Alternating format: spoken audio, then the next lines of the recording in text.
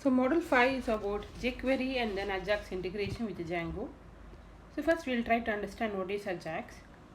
So basically Ajax is not a programming language and it is a part of what JavaScript, where we'll be downloading the data from server in the background. It also allows dynamically to update the page without making the user too much wait, and it avoids click, wait and refresh pattern. So obviously we have seen in almost 10 to 11 programs, all the program which you have executed, it was synchronous event.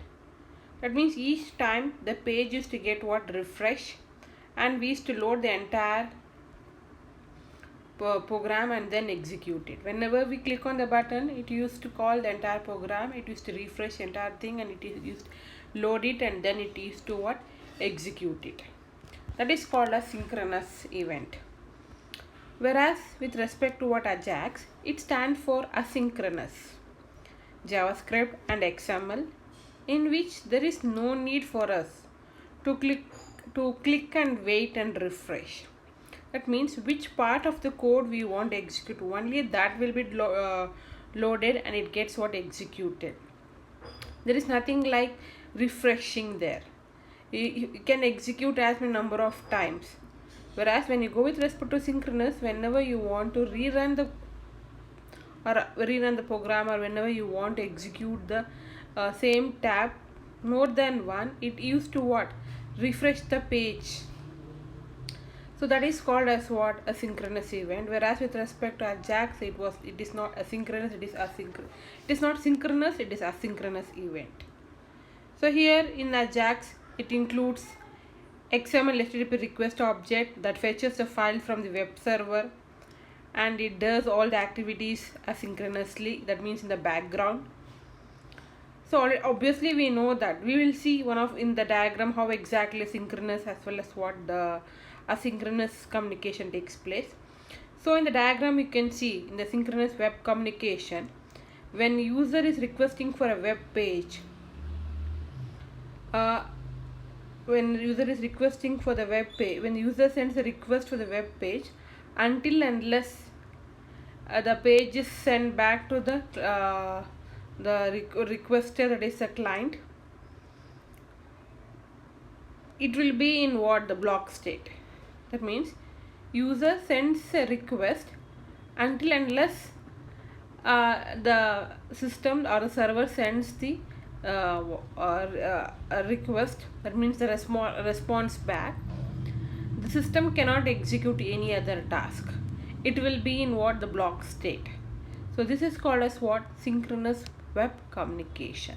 So you can see over there, the user is requesting for a page, and immediately, until unless it gets the response, we can see the system will be in what, the block state there. That means it is not executing any other event.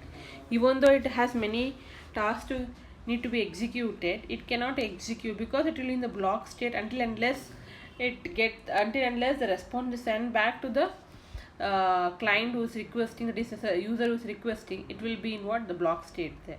Once the request has been sent back, then normal execution takes place. To overcome this disadvantage, we move with respect to what, asynchronous, in which you can see we have a user, we have Ajax, and we have a server. In this, what exactly we are doing means, user is requesting for a page, and then there is no need for the system to what, until unless the server sends a response. Here the system will not be in what, standalone state. It will not be in a block state. Other tasks will be executed. Whereas in synchronous, it will be in the block state until unless first request is completed, it cannot do any other task. Whereas in this, the other task or any other task which is left out, it can get executed in the background. That is handled by what, the Ajax here. That is called as asynchronous web communication. There are different technologies used in Ajax: HTML, XHTML, CSS, DOM, JSON, Django, HTTP request, JavaScript. What is JavaScript? So we know that JavaScript is a scripting language. It is a lightweighted and it's a cross-platform, and it's a single-threaded, and it is interpreted compiled programming language, And there is a lot of difference between Java and JavaScript here, that we have to understand that. And basically whenever we go with respect to what web, it is JavaScript there. It can act as both the front end and back end language there. And there are different JavaScript events there. On change, it performs an HTML element that has been changed. On click, the user clicks on HTML element. On mouse over, the user moves the mouse over the HTML element. On mouse out, the user moves the mouse away from HTML element. The use on key down, the user pushes the keyboard down.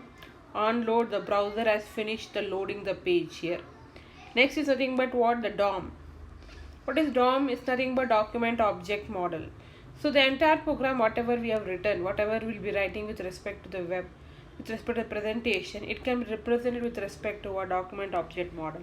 So whatever program we have written, that we consider it as a document which has a root element, which has other sub elements. Basically we have the root element as HTML, other main two elements are head and the body. Under head, once again we have many other elements, something like title we have script, we have meta, so many. Under each element we have many text there. In the body also we have different element like h1, and the text is here heading, attribute is reference, and we have another element called as a tag. So your DOM represents the entire structure of your program. And so here also we are trying to write, when we go with respect to the Ajax, in which you are going to use HTML, we write with respect to what? The presentation by using a DOM structure here. And Ajax uses different types of APIs to perform its task by using different APIs there. So you can see what is front end technologies, what is the back end technologies used. In front end you are using web page, this HTML, CSS, JavaScript, Jquery, and you are using those APIs. We are using those language with support of Ajax calls to establish a connection with respect to what back end technology. That means your front end and back end technologies are connected with respect to Ajax API calls. That is the dollar document, dollar ready.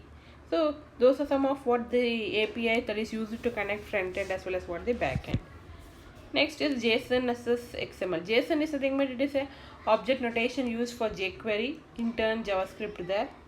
Here we have the how exactly the syntax representation there. In JSON we can see we represent the objects in terms of what dictionary there, which consisting of list of objects. XML, here we are defining our own tags. You can see here basically we have HTML, head, title, like that, whereas in XML we are going to use the user defined tags. Here is siblings and sibling. And what is about XML? Basically XML, as I told, one advantage is you can define your own tags apart from normal HTML tags. XML focuses mainly on data rather than how it looks. It is easy and efficient data sharing. It has a lot of compatibility with respect to other markup languages. It is supported platform transition, allow validation, and it also supports Unicode. And as I told, JSON is nothing but it's a JavaScript object notation. It's a lightweighted format for storing and transporting of data, and it is used when data is sent from server to the web page, and it is self-describing and it's very easy to understand there. As we know that in object-oriented programming or that is like C++, Java, we are going to use objects. In Ajax also we are going to use object notation, that is nothing but JSON here. And what is the flow of Ajax workflow? User clicks and invoking event handler. Handler code creates XML HTTP request object, and then XML request object requests a page from the server. Server retrieves appropriate data and sends back, and HTTP request fires an event when data derived. This is often called as callback. You can handle with a handler, and you can process data and display it. There are different XML HTTP requests, because in Ajax we are going to use everything in terms of HTTP request and then the response through jQuery and through the JSON here. There are different types of XML HTTP request method: abort, get all response header, get response header, open method, send, send request header. Abort, it cancels the current request. Get all response header returns header information. Get response header returns specific header information. Open is specify the type of request URL, request to be sync, async, and sends a string here, sends a request header here. So these are some of what XML HTTP request methods here. And what about Jquery? Jquery is nothing but it's a lightweighted, write less, more. And the main purpose of Jquery is it reduces the length of the code of your JavaScript here.